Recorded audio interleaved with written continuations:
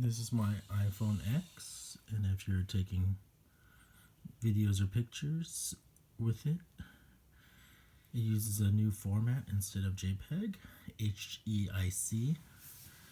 So if you want to change that over to back to JPEG, you can go into Settings.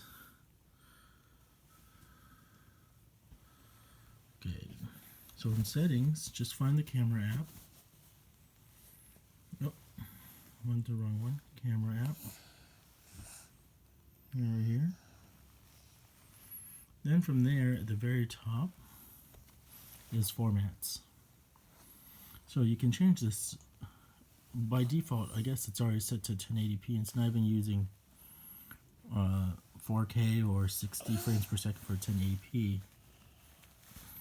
So instead of using high efficiency mode, you can switch it over to most compatible and it'll use JPEG.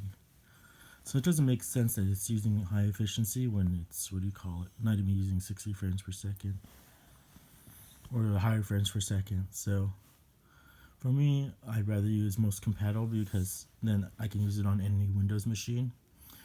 By default, most Windows machines don't have this format, HEIF or HEVC.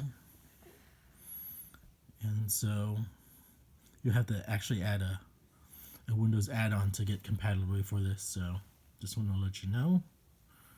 So again, go into Settings.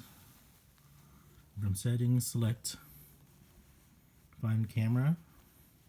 In the very first option, pick most compatible instead of high efficiency. The only problem is you can't do higher frames per second. You can't do 40K at 60 frames per second and 1080p at 240. But for most of us, I would think for most of us, that's not a big deal. This will save us a lot of pain and headache when we're trying to use it on a PC, these image files.